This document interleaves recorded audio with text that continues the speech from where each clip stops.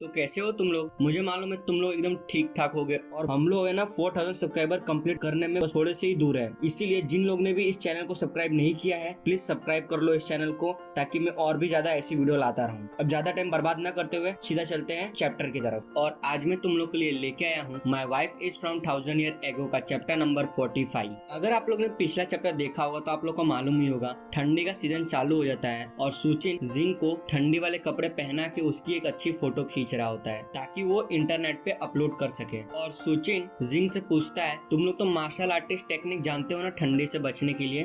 तभी जिंग सुचिन को बोलती है हम लोग तुम लोग से ज्यादा ठंड बर्दाश्त कर सकते हैं।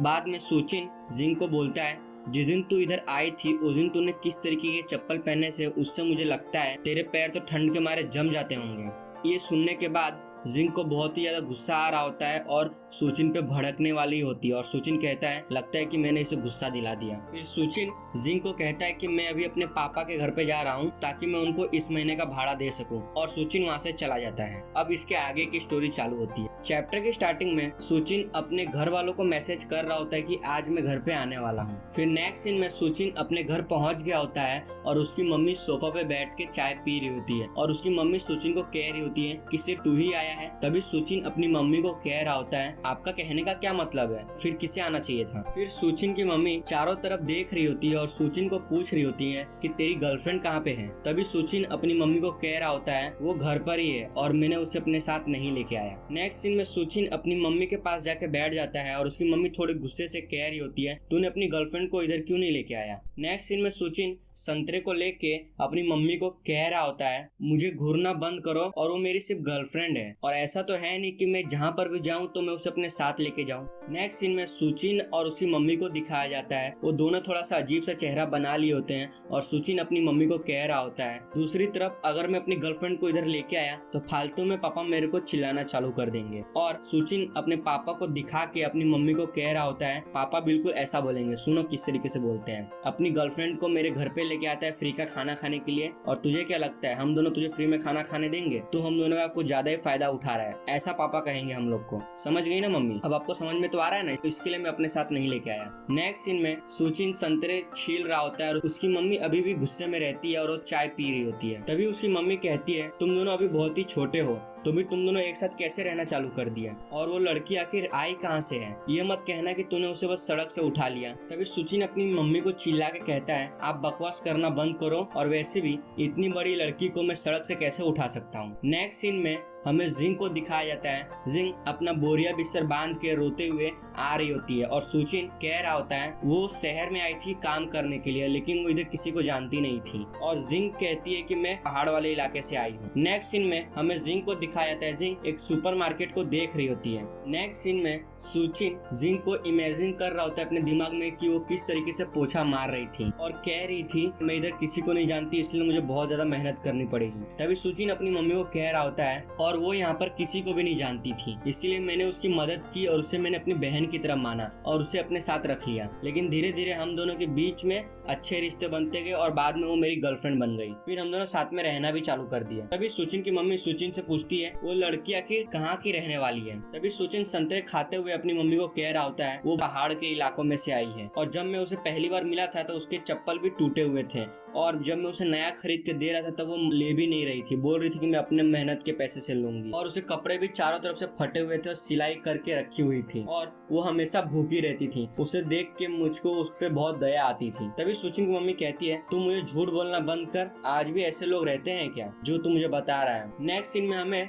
जिंग की अलग अलग तस्वीर दिखाई जाती है कि वो किस तरीके से जब वो इस समय में आई थी तो किस तरीके से बर्ताव करती थी। तभी सुचिन अपनी मम्मी को कह रहा होता है मैं झूठ नहीं बोल रहा हूँ, मैं जो भी बोल रहा हूँ वो सच बोल रहा हूँ और आपने अभी तक उसका दूसरा रूप नहीं देखा इसीलिए। तभी सुचिन की मम्मी सुचिन को कहती है झूठ पे झूठ, उसकी तस्वीर देख के मालूम चल जाता है कि वो कितनी अच्छी लड़की है और वो अच्छे घर के रहने वाली है ऐसा लगता है। तभी सुचिन अपनी मम्मी को कह रहा होता है आपने बिल्कुल सही कहा, फोटो पे देख के लगता है कि वो बहुत ही अमीर खानदान की और बहुत ही ज्यादा पढ़ी लिखी है कि नहीं। तभी सुचिन अपनी मम्मी को कह रहा होता है वो बचपन से ही अपने परिवार की मदद करती आ रही है और इस टाइम की लड़की की तरह वो नहीं है कि इस टाइम पे लड़की को कुछ भी चाहिए उसको हाथों हाथ में मिल जाता है, लेकिन जिंग एक अलग तरफ है, खुद से मेहनत करके सब कुछ करती है। नेक्स्ट सीन में हमें जिंग को दिखाया जाता है और वहाँ पे लिखा रहता है कि पुराने समय के लड़की को किस तरीके से आधुनिक समय में रखा जाए और वहाँ पे दिखाया जाता है कि पहले किस तरीके से जिंग पुराने समय के कपड़े पहनती थी और बाजू में अभी किस तरीके के कपड़े पहनती है। बस एक ही क्लिक से वो इधर से उधर बदल गई। नेक्स्ट सीन में सुचिन आराम से बैठ के संतरे खा रहा होता है और अपने मन में कह रहा होता है मैंने पहले से सब कुछ सेट करके रखा हुआ है, अब किसी को भी जिंग पे शक नहीं होगा। नेक्स्ट सीन में सुचिन की मम्मी सुचिन से पूछती है जब तुम दोनों साथ में अब रह ही रहे हो तो क्या तुमने आगे के बारे में नहीं सोचा कि क्या करोगे तुम लोग। ये सुनने के बाद सुचिन अपने संतरे को पूरी तरीके से दबा देता है। नेक्स्ट सीन में सुचिन की मम्मी आराम से चाय पी रही होती है और सुचिन शर्माते हुए टिश्यू पेपर से अपना हाथ पोंछ रहा होता है और अपनी मम्मी को कह रहा होता है आपका कहने का क्या मतलब है, एक मिनट, हम लोग अभी साथ में नहीं सो रहे हैं, वो अभी भी दूसरे रूम में सोती है और मैं दूसरे रूम में हूँ और हमारे बीच में अभी तो कुछ भी ऐसा नहीं हुआ है। ये सब अपनी मम्मी को जल्दी जल्दी में समझा रहा होता है। तभी उसकी मम्मी सुचिन को कह रही होती है अगर तुम्हारे बीच में अभी कुछ चल रहा नहीं है तो भी तुम लोग को आगे ये सब ध्यान रखना होगा, समझ गए ना। नेक्स्ट सीन में सुचिन टिश्यू पेपर से अपने हाथ पोंछ रहा होता है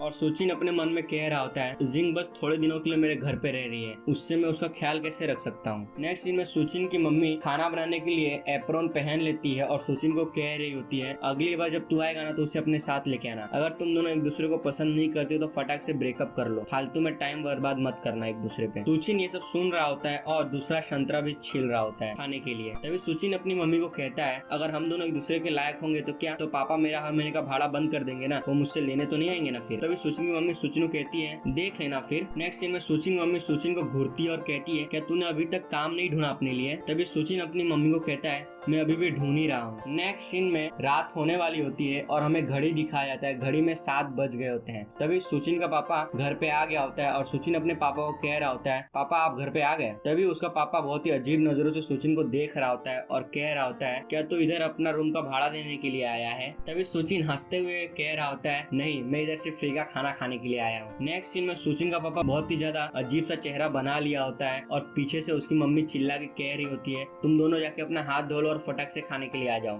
नेक्स्ट सीन में हमें बहुत ही अच्छा खाना दिखाया जाता है और सुचिन बहुत ही अच्छे से खा रहा होता है और कह रहा होता है घर का खाना सबसे अच्छा है। नेक्स्ट सीन में सुचिन जिंग को याद कर रहा होता है कि वो किस तरीके से अच्छे खाने को देख के बहुत ज्यादा खुश हो जाती थी और अपने मन में कह रहा होता है अगर जिंग यहाँ पे होती तो उसे भी अच्छा लगता। नेक्स्ट सीन में सुचिन जिंग को देख रहा होता है कि वो किस तरीके से अभी भी कंप्यूटर पे गेम खेल रही होती है और अपने मन में कह रहा होता है वो लड़की लगता है कि अपना खाना बना के खा ली होगी और अभी भी वो गेम खेल रही होगी कंप्यूटर पे। नेक्स्ट सीन में सुचिन हंस रहा होता है खाते वक्त और उसका पापा उसे देख लेता है और कह रहा होता है तुम मुस्कुरा क्यों रहा है। तभी सुचिन अपने पापा को कहता है क्या मैं सच में मुस्कुरा रहा था। तभी सुचिन का पापा अपने मन में कह रहा होता है लगता है कि ये लड़का पागल हो गया है। नेक्स्ट सीन में सुचिन अपनी मम्मी की मदद कर रहा होता है बर्तन धोने के लिए। तभी उसकी नजर एक पौधे पे पड़ती है और सुचिन अपनी मम्मी को कह रहा होता है मम्मी क्या ये अदरक का पौधा है। तभी सुचिन की मम्मी सुचिन को कहती है हाँ ये अदरक का पौधा है और मैंने सुना है कि अदरक सेहत के लिए अच्छा होता है इसलिए मैंने उसे अपने घर में उगाना भी चालू कर दिया है। सुचिन अदरक को ध्यान से देख रहा होता है और बेचारा अदरक का पौधा थोड़ा घबरा भी रहा होता है। नेक्स्ट सीन में सुचिन अपने हाथों से अदरक को पकड़ने जाता है तभी उसकी मम्मी उसके हाथ पे जोर से मारती है और कह रहा होता है तू करने क्या वाला है। नेक्स्ट सीन में सुचिन बच्चे की तरह कह रहा होता है मुझे भी एक चाहिए, मुझे भी अपने घर में एक उगाना है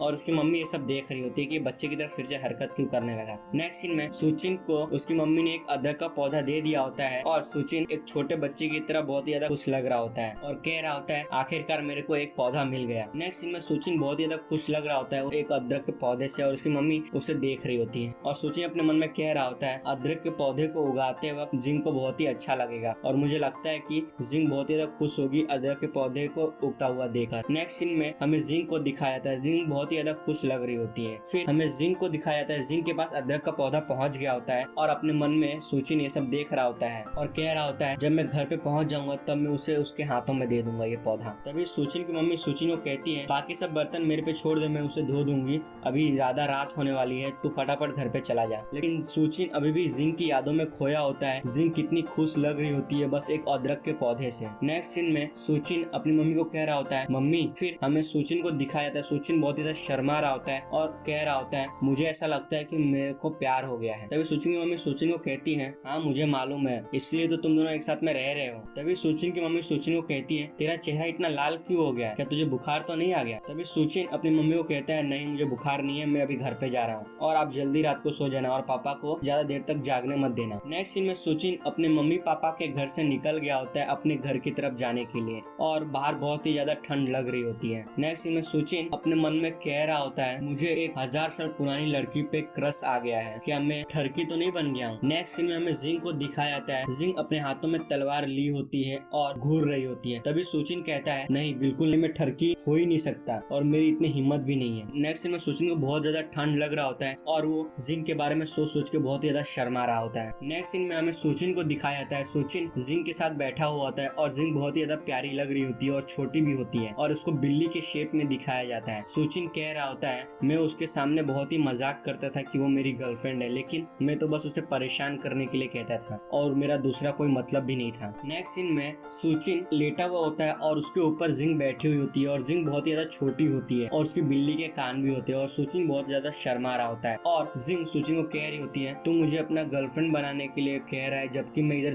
थोड़े दिनों के लिए रह रही हूँ, ये अच्छी बात नहीं है। नेक्स्ट सीन में हमें सुचिन को दिखाया जाता है, सुचिन बहुत ही ज्यादा शर्मा रहा होता है और अपनी स्वेटर को एकदम टाइट कर लिया होता है और अपने मन में कह रहा होता है ध्यान से देखा जाए तो मुझे दूसरी लड़की भी मिल सकती है जो नॉर्मल है, लेकिन जिंग 1000 साल पुरानी लड़की है, ये बहुत ही अजीब लगेगा, मैं उसे डेट नहीं कर सकता। और यहाँ पर ये चैप्टर खत्म हो गया होता है। अगर आप लोग इस चैनल पे नए हैं तो चैनल को सब्सक्राइब करना बिल्कुल मत भूलना और साथ ही बेल आइकन दबा देना। जब भी मैं अगला एपिसोड अपलोड करूंगा तो आपको सीधा नोटिफिकेशन मिल जाएगा। अब हम लोग आपको मिलेंगे my wife is from 1000 year ago का चैप्टर नंबर 46 में। तब तक के लिए टाटा और बाय बाय।